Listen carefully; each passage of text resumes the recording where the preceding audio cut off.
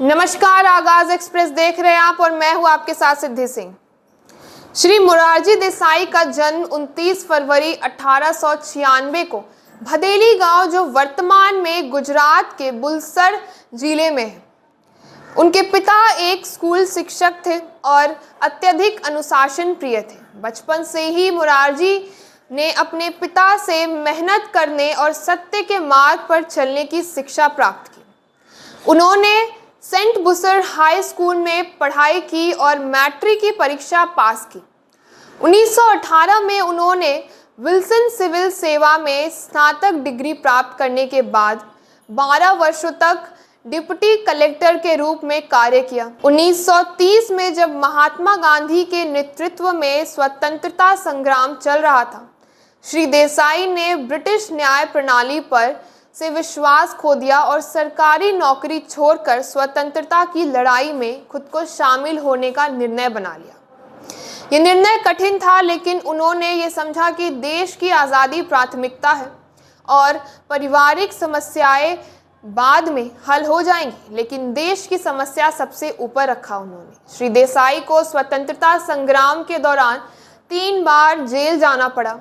1981 में वे अखिल भारतीय कांग्रेस समिति के सदस्य बने और 1937 तक गुजरात प्रदेश कांग्रेस कमेटी के सचिव रहे। जब पहली कांग्रेस सरकार ने 1937 में कार्यभार संभाला तो श्री देसाई राजस्व, कृषि, वन और सहकारिता मंत्रालय के मंत्री बने। महात्मा गांधी द्वारा शुरू किए गए व्यक्तिगत सत्याग्रह में उन्हें गिरफ्तार किया गया और अक्टूबर 1941 में रिहा किया गया। अगस्त 1942 में भारत छोड़ो आंदोलन के दौरान उन्हें फिर से गिरफ्तार किया गया और 1935 में वो रिहा किए गए। 1986 में राज्य विधानसभा चुनावों के बाद वे मुंबई के गृह एवं राजस्व मंत्री के रूप में अपने आप को पाए। अपने कार्यकाल के दौरान उन्होंने भूमि सुरक्षा अधिकार प्रदान करते हुए भू राजस्व में कई महत्वपूर्ण सुधार किए और पुलिस प्रशासन में लोगों के साथ बेहतर संबंध बनाने का प्रयास भी किया। 1952 में वे बम्बई के मुख्यमंत्री बने। वे मानते थे कि जब तक गांवों में गरीब लोग सामान्य जीवन नहीं जी सकते, तब तक समाजवाद का कोई अर्थ नहीं है। इस सोच को कार्यान्वित करने के लिए उन्होंने किसानों और किराएदारों के हित में प्रगतिशील कानून बनाए। उनकी सरकार इस दिशा में अन्य राज्यों से आगे थी और उन्होंने कानूनों को ईमानदारी से लागू किया, जिसके लिए बम्बई में उनकी प्रशंसा भी हुई। राज्य पुनर्गठन के बाद श्री देसाई 14 नवंबर 1956 को केंद्रीय मंत्रिमंडल में वाणिज्य एवं उद्योग मंत्री बने और 22 मार्च 1958 से वित्त मंत्रालय का कार्यभार संभाला। उन्होंने आर्थिक योजना और वित्तीय प्रशासन के मामलों में अपनी सोच को लागू किया, राजस्व बढ़ाने और सरकारी खर्च में कटौती की।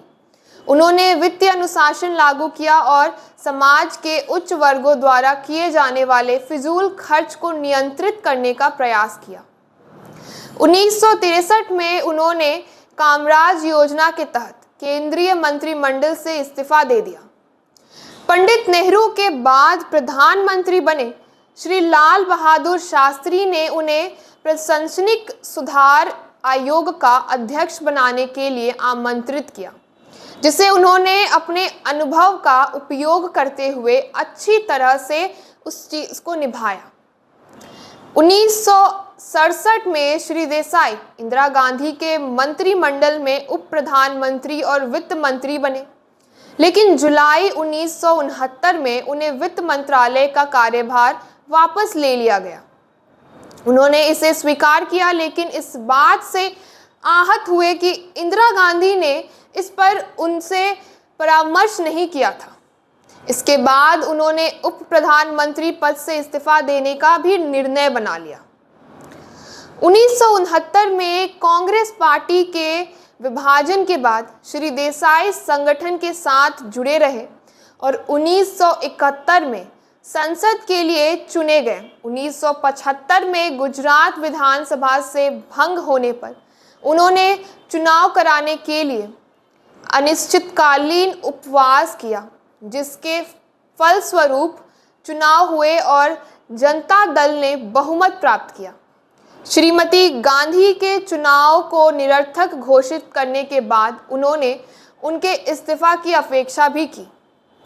आपातकाल के दौरान 26 जून 1975 को श्री देसाई को गिरफ्तार कर लिया गया और एकांत कारावास में रख दिया गया। 18 जनवरी 1977 को उन्हें रिहा किया गया और उन्होंने चुनावों में जनता पार्टी की जीत में महत्वपूर्ण भूमिका निभाई।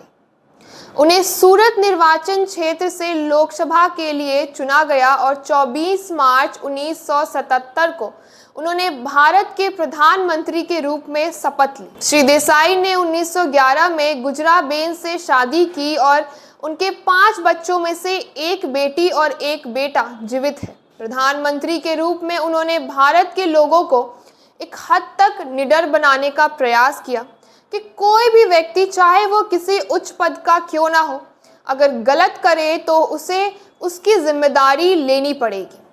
उनका मानना था कि कोई भी, यहाँ तक कि प्रधानमंत्री भी, देश के कानून से ऊपर नहीं होना चाहिए। उनके लिए सच्चाई केवल एक अवसर नहीं बल्कि विश्वास का एक महत्वपूर्ण हिस्सा थी। उन्होंने अपने सिद्धांतों को कभी भी परिस्थितियों के आगे नहीं झुकने दिए। मुश्किलों में भी वे अपने सिद्धांतों के प्रति प्रतिबद्ध रहे और मानते थे कि सभी को सच्चाई और विश्वास के अनुसार जीवन में कार्य करना चाहिए। तो ऐसे तमाम खबरों के लिए जुड़े रहिए हमारे साथ और देखते रहिए आगाज़ एक्सप्रेस। धन्यवाद।